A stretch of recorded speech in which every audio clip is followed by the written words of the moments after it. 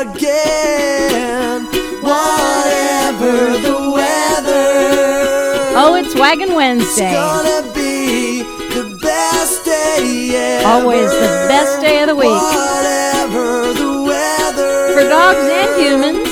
It's gonna be the best day ever. Oh, Nick Kay, thank you so much for being our official and unofficial mascot for the show. With a day in the life of my dog from his 2011 album Life and Love and Us.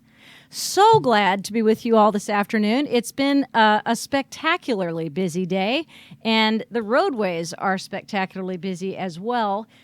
We have a huge funeral procession going on for the officer who was hit by the drunk driver, and it's heartbreaking, and all of us send our condolences to the family of that amazing officer. And I happened to have a guest in the studio who had met this gentleman one time and was talking about just what a fine man he was. And we don't want to put a damper on the program, but, we'll just let Sarah Daniel say a couple of words about him. And Sarah is with Pit Bulls of St. Francis. She's here to celebrate Waggin Wednesday with us.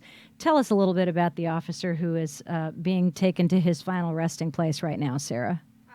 We have multiple mutual friends. We met at a wedding, and it was just so adorable to see him interact with his beautiful wife. At this wedding, huh? Yeah, and they are now, they were expecting child number 2, I believe. And, sorry, I need to talk to the mic.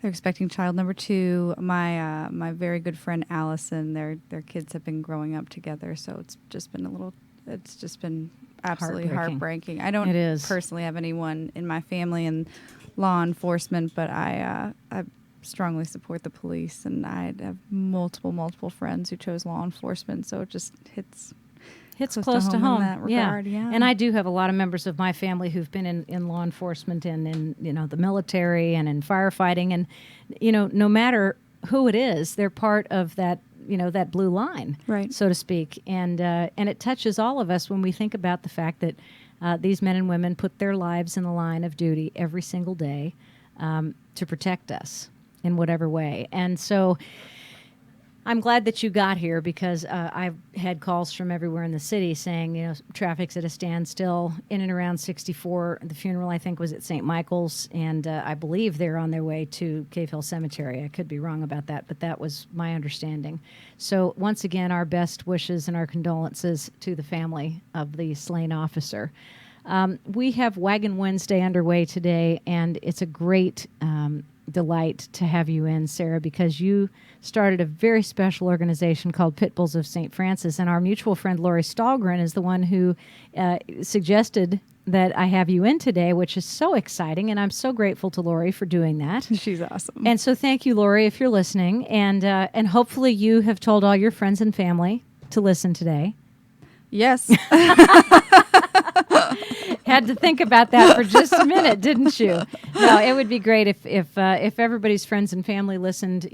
I'm sure that we would have thousands of listeners, because once somebody says, I told all my patients that were listening to me today. I was just like, every time somebody says, Mom, Dad, I'm going to be on Crescent Hill Radio, I'm going to be on Waggin Wednesday, we have a spike in listenership, so that's pretty cool. Aww. Tell Tell me a little bit about the Pit Bulls of St. Francis. Well, I never intended to start it. It kind of just happened, and I'm so grateful it did. So I'm a nurse practitioner who makes house calls in the west end of Louisville. I've been doing that for 3 years, and I've always loved animals. Yes. Always been one of those crazy. I've been, vegetarian for off and on for my adult life. But I have my Doberman, who was like my child. Basically, we sleep spooning every night. But totally I wasn't understand that. Right. Oh, he's my child, Pierre. But I was never, one of those crazy animal people as I now am. Yes, of course. Until I started making house calls in the West End, which is the best job I've ever had, but there's stray dogs all over the place. And I have never passed a stray in my life without trying to coerce them into my car. Right.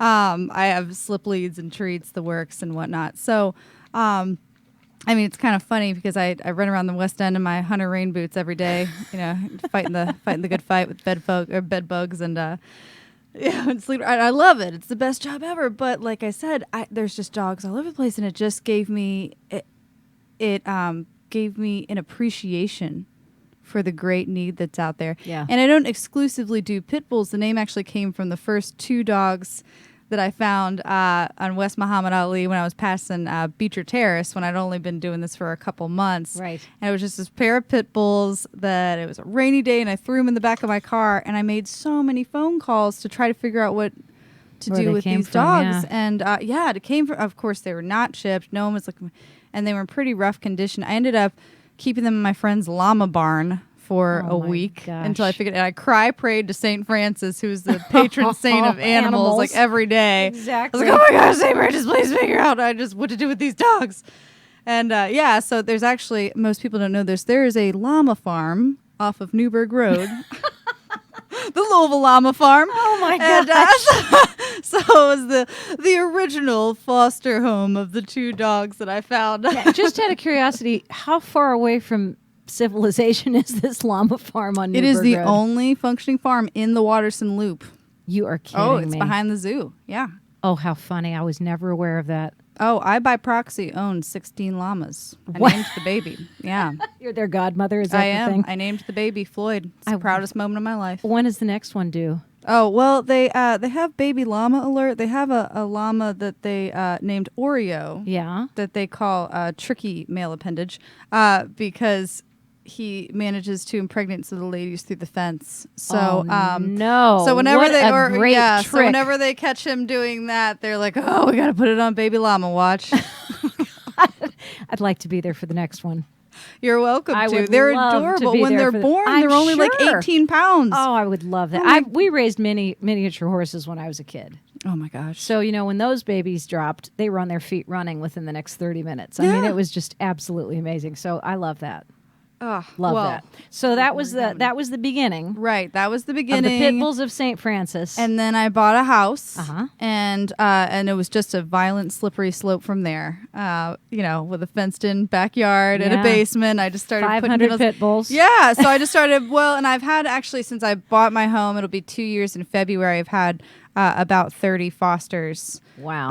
So Not at the same time. No, never Thank never heaven. at the same time. No, but some of those fosters I had for just a little bit, because puppies you can at least find homes pretty quick. And like I Right. said, I'm not exclusively pit bulls. It's really whatever needs help. So, and because I'm a nurse practitioner, I pulled a lot of very sick dogs for Yes. Metro. So I've had a Yes. couple parvo dogs and a couple of the gunshot dogs. So no, I try not to have more than, I have my 2 dogs that I own. I had 1 foster failure. Yeah. But I try not to have more than 1 to 3 or 1 to 2 fosters at Right. a time. Right. But fortunately, in the last couple months, I've had a couple people come through to help me foster, because I'll pull as many dogs as I have homes for. Right. And one of our main focuses right now, so I incidentally met this lady named Miss Dixie, who lives at 28th and Jefferson. She is a spitfire. I love her so much. I call her Mother Teresa of the West End. Oh. She's an impoverished... You're not Catholic by any chance, are you? I totally am. Where'd you get Saint that from? The St. Francis, Francis, Mother Mother Teresa. I know. It's funny, and I'm actually like I'm one of 8 kids, so that's always Oh, of like course. But people are always like, oh, so you're like super. I'm like, well, okay, but we're the cool Catholics. My dad's favorite movie's Team America, so that's always where I throw that out there. Do you know I literally fell out of my seat in the theater Oh when my that gosh. movie started?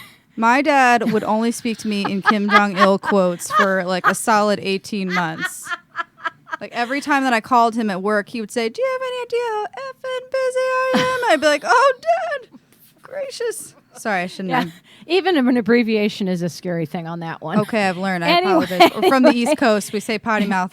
Yeah, well, we won't do any more of that. But anyway, when you talk about the beauty of having foster homes, this is something that everybody fights. Everybody in this town who does dog rescue has to have fosters, and not enough people are stepping up. It's Right. just it's just an endemic problem to dog rescue. Yeah, You got to and- have the homes to put the dogs before you pull them. Right. It's something that I have really come to appreciate. It's if I had a dime for like every day that so many people Sarah Daniel, please help this baby. Please help Yeah. this baby. I'm like, Yeah. I don't have anywhere to put them. If you would foster them, Yeah. absolutely. I'll finance it. I'll raise money. I'll do that. But it's just a matter of, and even short-term fosters. Sure. Even short-term fosters until you can figure out what to do with them. Yeah. But it's the most rewarding thing I've ever done. I think a lot of people are like, well, I'd just be are tempted to keep them. And that's a reality. You know, sometimes you are tempted. And, you know, I have gotten better at letting go. But I would say the first 10, like I sobbed every time Well, that of they were course you did. rehomed. But I know exactly where they are now. I Yes. still see them. I still, you know, it And you know how they are. yeah, I know how they are. So it's so much easier to let go when you know exactly where they're going. Yeah. And they're spoiled rotten. Yeah. And you They know, should be. Yeah, exactly. For the lives that they've been through. I mean, I have my questionnaire where I'm like, do you let your dogs on the couch? Because if you don't, you're a communist. And You know what?